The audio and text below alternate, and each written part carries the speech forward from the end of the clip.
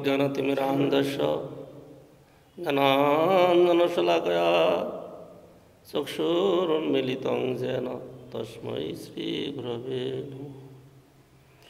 मुखं करोति वाचालं पङ्गुं लङ्घयति गिरिं यत्कृपातमं वन्दे श्रीगुरुं दीनतारिणम्। आजानुलम्बितभुजौ कनकावदातौ संकीर्तनैकपितरौ कमलायताक्षौ विश्वम्भरो द्विजवरो जुगधर्मपालो वन्दे जगत्प्रियकरो करुणावतारौ। नमो श्रीकालसत्याय जगन्नाथसुताय च स्वभृत्याय स्वपुत्राय सकलत्राय ते नमो। नमो महावदन्याय कृष्णप्रेमप्रदायते कृष्णाय कृष्ण चैतन्य नाम्ने गौरतिशे नमो नमो। तप्त कांचन गौरांगी राधे वृंदावनेश्वरी वृषभानुसुते देवी तं नमामि हरिप्रिये। हा कृष्ण करुणा सिंधु दीनबंधु जगत्पते गोपेश गोपिका कांत राधाकांत नमस्तुते। वृंदाय तुलसीदेव वै प्रियाय केशवस्य कृष्ण भक्ति प्रदिदेवी सत्यवत्यै नमो नमो। वंशा कल्पतरुभ्यश्च कृपा सिन्धुभ्येव च पतितानां पावनेभ्यो वैष्णवेभ्यो नमो नमो। जय श्री रूप श्री सनातन भट्ट रघुनाथ श्रीजीव गोपाल भट्ट दास रघुनाथ এই ছয় গোসাইর করি চরণবন্দন যা হইতে বিঘ্ননাশ অভীষ্ট পূরণ। এই ছয় গোসাই যার মুই তার দাস তা সবার পদরেণু মোর পঞ্চগ্রাস। তাদের চরণ সেবী ভক্ত শনে বাস জনমে জনমে হয় এই অভিলাষ। শ্রীকৃষ্ণ চৈতন্য প্রভু নিত্যানন্দ শ্রী অদ্বৈত গদাধর শ্রীবাসাদি শ্রী গৌরভক্তবৃন্দ। হরে কৃষ্ণ কৃষ্ণ কৃষ্ণ হরে হরে হরে রাম রাম রাম হরে হরে। পরমারাধ্যতম শ্রী শ্রী গুরুবর্গের শ্রীপাদ পদ্মে কৃপা প্রার্থনা করে শ্রী চৈতন্য চরিতামৃতে মহাপ্রভু লীলা কথা শ্রবণ করে আত্মমঙ্গল কামনা করছি। আমরা পূর্বে শ্রবণ করছিলাম কাশীতে সেই মায়াবাদী সন্ন্যাসীদের উদ্ধার প্রসঙ্গ। সেখানে মহাপ্রভু তাদের কাছে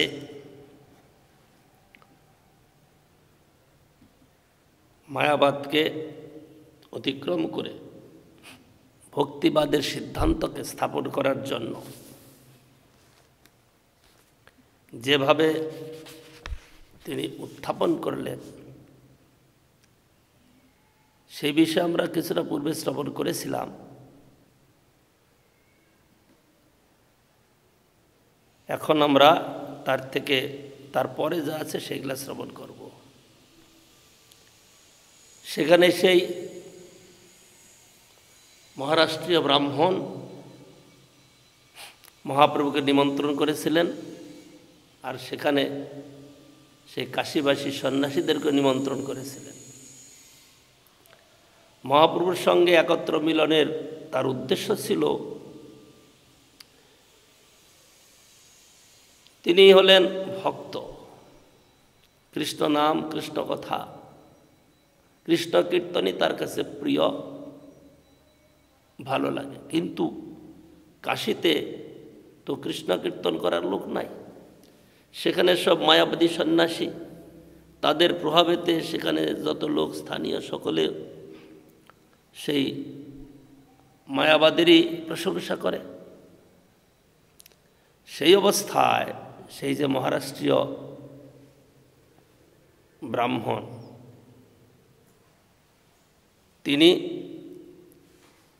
মহাপ্রভুকে সন্ন্যাসীদের সঙ্গে মিলিত করার জন্য চেষ্টা করছিলেন। কারণ একবার যদি তারা মহাপ্রভুর দর্শন পায় তাহলে তাদের মনের নিশ্চয়ই পরিবর্তন হবে। এই ভাবনা করেই মহাপ্রভুকে সেখানে তিনি একত্র করালেন খুব আগ্রহ করে।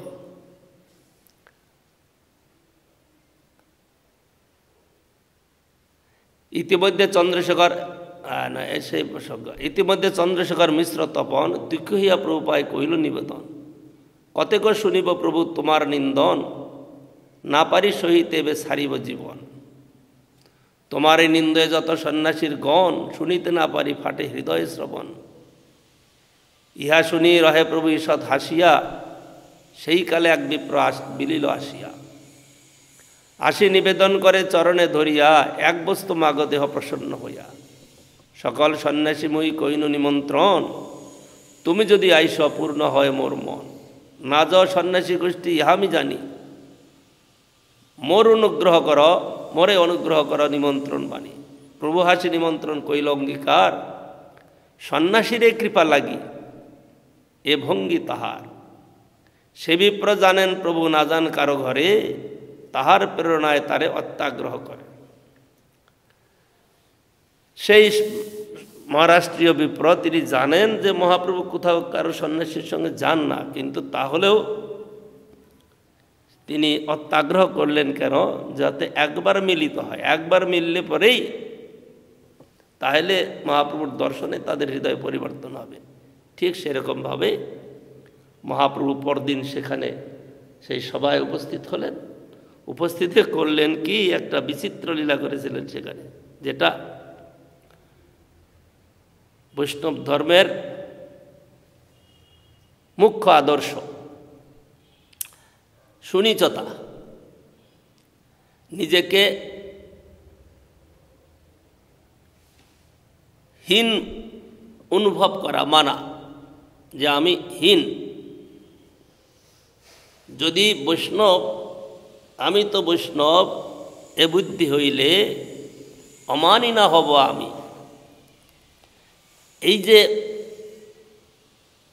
আমাদের গুরুবর্গের আদর্শ, যদি নিজেকে বৈষ্ণব বলে অনুভব করা যায় তাহলে সেখানে নিজের অমানিতাটা থাকবে না। সেই জন্য মহাপ্রভু কী করলেন, সেখানে সেই ভাব দেখানোর জন্য যেখানে পা ধোয়ার স্থান সেখানে হাত পা ধুয়ে তার নিকটেই বসে গেলেন। সন্ন্যাসীরা অনেক আছে, মহাপ্রভুকে নিয়েই তো সভাটা, মহাপ্রভু আসবেন সেই উদ্দেশ্য করে সভা। সুতরাং সেখানে যত সন্ন্যাসীগণ তারাও অপেক্ষা করে আছেন যে মহাপ্রভু কখন আসবেন। আর তিনি হাত পা ধুয়ে সেখানেই বসে বললেন, তাহলে সভাতে তিনি উপস্থিত না হলে সভা চলে কি করে? আর আরেকটা কথা, মহাপ্রভু যখন সেখানে হাত পা দিয়ে বসলেন একটা ঐশ্বর্য প্রকাশ করলেন। কি? নিজের বিগ্রহকে এক তেজময় বিগ্রহ, তেজময় বপু করলেন যাতে ওরা দেখে আকৃষ্ট হয়। যখনই ওরা সন্ন্যাসীগণ মহাপ্রভুকে দর্শন করলেন সঙ্গে সঙ্গে তাদের চিত্ত আকৃষ্ট হয়ে গেল। একটা প্রভাব, একটা ঐশ্বর্য থাকলে তো স্বাভাবিক আকৃষ্ট হয়। তো সেই জন্য তারা তখনই মহাপ্রভুকে আহ্বান করলেন, যারে আপনি ওখানে কেন বসলেন? এদিকে আসুন, আপনার জন্য এখানে আসন রাখা আছে। তখন মহাপ্রভু কি বললেন? প্রভুকায় আমি হই হীন সম্প্রদায়, তোমার সবার সভায় বসিতে না জোয়ায়। এইটা হলো বৈষ্ণব ধর্মের প্রথম শিক্ষা, প্রথম জ্ঞান।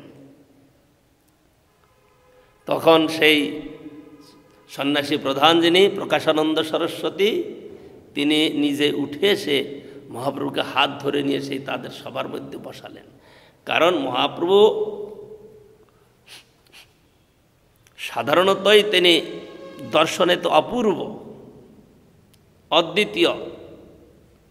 স্বয়ং ভগবান তিনি যখন অবতীর্ণ হয়েছেন, তাকে দর্শন করবে কি সাধারণ লোকের মতো কুৎসিত তা তো নয়, কুশ্রী নয়, সৌন্দর্যের আধার, সৌন্দর্যের আকর।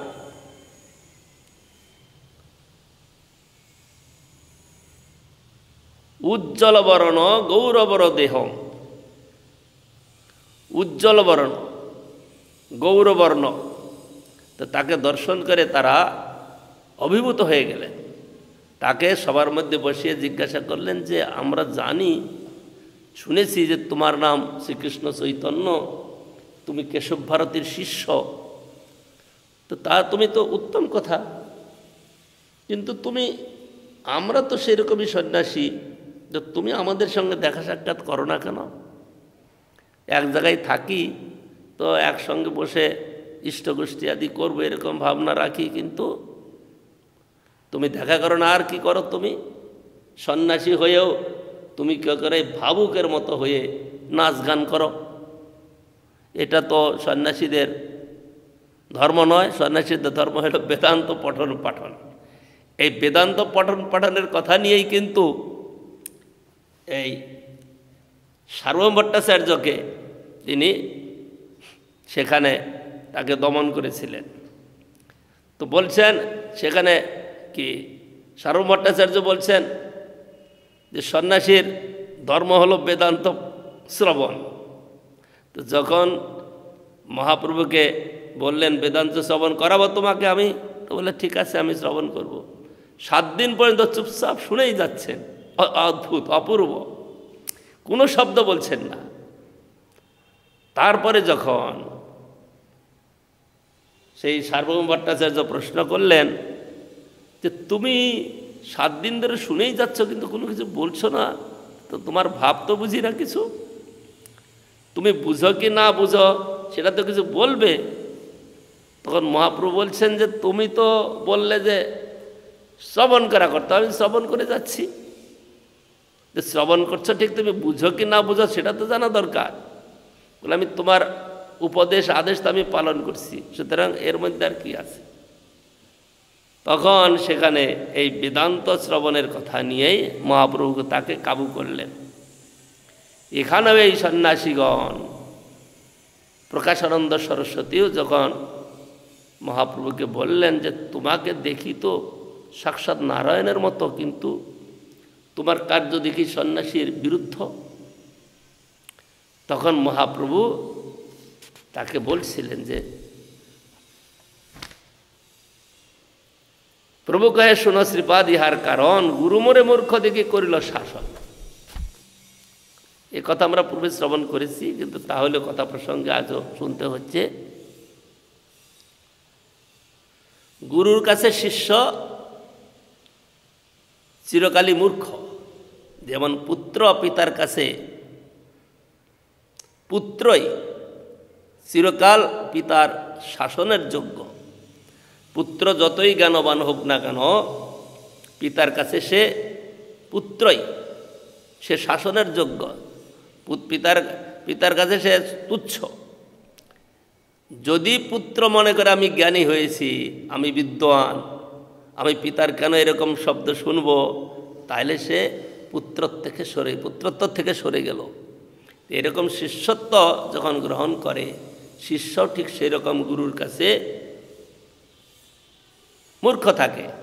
যদি মূর্খই না থাকতো, নিজে যদি জ্ঞানী হতো, তাহলে গুরুর কাছে যাওয়ার প্রয়োজনটা কী ছিল? তো যখন গুরুর কাছে গিয়েছেন তখন তিনি অজ্ঞ মূর্খ বলেই গিয়েছেন। সেই জন্য গুরু বলছেন কি, মূর্খ তুমি, তোমার নাহিক বেদান্ত অধিকার, তুমি কৃষ্ণ মন্ত্র জপ করো, এই মন্ত্র সার। সেই কৃষ্ণ মন্ত্র সেখানে গুরু মহাপ্রভুকে শিখালেন যে কৃষ্ণ মন্ত্রই তোমার একমাত্র জপ করা কর্তব্য। তুমি মূর্খ বলে তোমার বেদান্ত শ্রবণ করার দরকার নাই, তুমি কৃষ্ণ মন্ত্র জপ করো। সেই কৃষ্ণ মন্ত্র জপ করতে গিয়ে কি হলো, এই আজ্ঞা পাইয়া নাম লই অনুসরণ, নাম লইতে লইতে মোর ভ্রান্ত হইল মন, ধৈর্য ধরিতে নারী হইলাম উন্মত্ত, হাসি কান্দি নাচি গাই জৈসে মদমত্ত, তবে ধৈর্য ধরি মনে করিল বিচার, কৃষ্ণ নামে জ্ঞানাচ্ছন্ন হইল আমার। জ্ঞানী ব্যক্তি তিনি অনেক বিচার করে চলবেন, ধৈর্য ধরে বিচার করে আগে পিছে বিচার করবেন। কিন্তু যে লোক নৃত্য গান করতে থাকবে সেখানে ধৈর্যের কথা কি আছে, যেটা পাগলের মতো। সেই জন্য মহাপ্রভু ভাবলেন যেহেতু কৃষ্ণ নামে নিশ্চয়ই আমার জ্ঞানাচ্ছন্ন করে দিয়েছে, আমি পাগল হয়ে গেলাম, এটা তো ঠিক হলো না। তখন গুরুর কাছে গিয়ে বলছেন, পাগল হইলাম আমি ধৈর্য নাহি মনে, এত চিন্তি নিবে দিল গুরুর চরণে, কিবা মন্ত্র দিলা গোসাই কিবা তার বল, জপিতে জপিতে মন্ত্র করিল পাগল, হাসায় নাচায় মোরে করায় ক্রন্দন। আমি যখন কৃষ্ণ নাম জপ করি, কীর্তন করি, তো কৃষ্ণ নাম জপ করতে করতে আমার স্বভাবটারই পরিবর্তন হয়ে গেল। যে কি, কখনো আমি নৃত্য করছি, কখনো ক্রন্দন করছি, কখনো বা হাস্য করছি, এ কি হলো আমি তো বুঝতে পারছি না নিজের থেকে। যদি পাগল আদমি হয়, পাগল ব্যক্তি হয়, তো পাগল ব্যক্তির সে নিজে কি করছে নিজেই বুঝে না, নিজেই জানে না। তো কৃষ্ণ নামে যখন জীবের সিদ্ধি লাভ হয় তখন তার পরিস্থিতি এরকমই দাঁড়ায়, সে তখন আর নিজেকে নিজে জানে না, নিজেকে নিজে বুঝতে পারে না, কখনো হাসে, কখনো গায়, কখনো নাচে, এরকমভাবে তার চলে। কৃষ্ণ বিষয়ক প্রেমা পরম পুরুষার্থ, যার আগে তৃণতুল্য চারি পুরুষার্থ। পঞ্চম পুরুষার্থ প্রেমামৃত অমৃত সিন্ধু, মোক্ষাদি আনন্দ যার নহে এক বিন্দু। কৃষ্ণ নামের ফল প্রেমা সর্বশাস্ত্রে কয়, ভাগ্যে সেই প্রেমা তোমার করিল উদয়। গুরু তো জানেন যে যদি কোনো জীবের ভাগ্যে প্রেমের উদয় হয়, তো প্রেমের উদয় হলে তার স্বভাব, তার ব্যবহার কেমন হয়। তো মহাপ্রভু যখন তাকে নিজের কথা জানালেন, তিনি তখন বুঝতে পারলেন, আরে এর তো প্রেমের উদয় হয়েছে। তো বললেন, ভাগ্যে সেই প্রেমা তোমার করিল উদয়।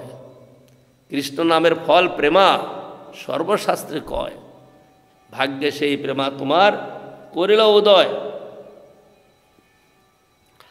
মায়াবাদী জ্ঞানীগণ তারা নেতি নেতি বিচার, মানে ন ইতি, এটা ব্রহ্ম নয়, এটা ব্রহ্ম নয়, এরকম চিন্তা করতে করতে সমস্ত বস্তুকে ত্যাগ করে দিয়ে শেষে শূন্য অবস্থায় যায়, তাকেই মনে করে ব্রহ্ম। কিন্তু সেই ব্রহ্ম যে জ্ঞানীগণ অনুভব করার চেষ্টা করে, সে ব্রহ্মের সঙ্গেও তো সেই পরম পুরুষার্থ পুরুষের যোগ। পরম পুরুষ ছাড়া ব্রহ্মের স্থিতি হতে কি করে পারে?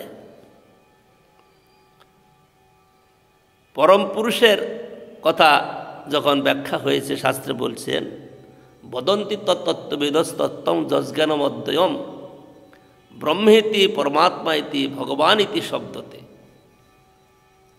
সেই অদ্বয় জ্ঞান তত্ত্ব, পরম তত্ত্বের কথা যখন ব্যাখ্যা করছেন মহাজনগণ, তখন বলছেন একই তত্ত্ব, একই বস্তু, তার তিনটা প্রকাশ, একটা ব্রহ্ম প্রকাশ, একটা পরমাত্মা প্রকাশ, একটা ভগবত প্রকাশ। তো ব্রহ্ম প্রকাশ যেখানে ব্যাখ্যা হয়েছে, বলছেন নিরাকার, নির্লীল, নির্গুণ, নির্বিশেষ, নিঃশক্তি। সে ব্রহ্মের কোনো অস্তিত্ব নাই, কেবল জ্যোতিমাত্র। যখন পরমাত্মা সম্বন্ধে বলছেন আংশিক লীলাযুক্ত, সেটা হলো কি মায়া আর জীবকে নিয়ে পরমাত্মার কার্য, ব্রহ্মের কোনো কার্য নাই, নিঃশক্তি, নির্লীল, মানে কোনো লীলা নাই। কিন্তু পরমাত্মার একটা কাজ রয়েছে কি মায়া এবং জীবকে নিয়ে তার কার্য। জীব যখন পরমাত্মাকে বাস্তবিক ভুলে যায়, ভগবানকে ভুলে যায়, ভুলে গিয়ে যখন মায়ার দিকে তাকায়, মায়াকে ভোগ করতে চায়, তখন পরমাত্মা তাকে সেই ভোগ করানোর জন্য তিনি কি করেন, তার মধ্যে থেকে তাকে ভোগ করার সুযোগ করে দেন। সেই মায়াকে নিয়ে আর এই জীবকে নিয়ে তোর পরমাত্মার কাজ। আর ভগবত প্রকাশ তিনি লীলাময়, তিনি নিজের পার্ষদগণকে নিয়ে নিত্য ধামে তিনি নিত্যকাল লীলা করে থাকেন। তো এই প্রেমার উদয় হলে পরে জীব ব্রহ্ম বা পরমাত্মাকে অতিক্রম করে যায় ভগবত ধামে। সেখানে নিজের স্বস্বরূপের প্রতিষ্ঠা হয়, নিজের স্বস্বরূপে স্থিত হয়ে তখন কি করতে থাকে, নিজের স্বস্বরূপে স্থিত হলে পরে সেই স্বরূপেতে তিনি কৃষ্ণ সেবা করতে থাকেন। এইটা হলো প্রেম প্রাপ্তি। তো প্রেমার স্বভাবে কি হবে, চিত্ততনুখভাবে আমাদের বাহ্যিকভাবে আমাদের যে অনুভব, যে শরীর, মন, বুদ্ধি, অহংকার বা কায়, মন, বাক্য, এরা হলো মাইক। সুতরাং যখন হৃদয়েতে প্রেমের উদয় হয় তখন সেই প্রেমের ভাবটা বাহ্য শরীরেতেও প্রকাশ পায়। সেই জন্য কি হয়, প্রেমার স্বভাবে করে চিত্ততনু ক্ষোভ, কৃষ্ণচরণ প্রাপ্ত উপজায় লোভ। যখন এরকমভাবে কৃষ্ণ প্রেমের উদয় হবে তখন তো কৃষ্ণের সেবা বা কৃষ্ণের দর্শন সাক্ষাৎ অনুভব যখন হবে তখন এই বাহ্যিক এই শরীরেতে সেটা প্রকাশ পায়। কিন্তু যখন শুদ্ধ শরীরে কৃষ্ণ সেবা করবে, সে তো শুদ্ধ শরীরে কৃষ্ণ সেবায় আবিষ্ট থাকে, সেখানে এইরকম চিত্ততনুক্ষোভের কথা আসলেও সেবার সময় নয়। প্রেমার স্বভাবে ভক্ত হাসে কান্দে গায়, উন্মত্ত হইয়া নাচে ইতি উতি ধায়। শ্বেত কম্প রোমাঞ্চশ্রু গদগদ বৈবর্ণ, উন্মাদ বিষাদ ধৈর্য গর্ব হর্ষ দৈন্য। অষ্টসাত্ত্বিক বিকার যা শাস্ত্রে বলছেন, এই সাত্ত্বিক বিকার তখন সেই প্রেমপ্রাপ্ত ব্যক্তির দেহ মনেতে প্রকাশ পায়। এতভাবে প্রেমা ভক্তগণের নাচায়, কৃষ্ণের আনন্দামৃত সাগরে ভাসায়। হয়তো বিষয়ী জনগণ ভক্তের এই স্বভাবের কথা, প্রেম প্রাপ্তির কথা তাদের কাছে ততটা সুখকর হবে না, তারা বুঝবে না। কিন্তু শুদ্ধ ভক্ত,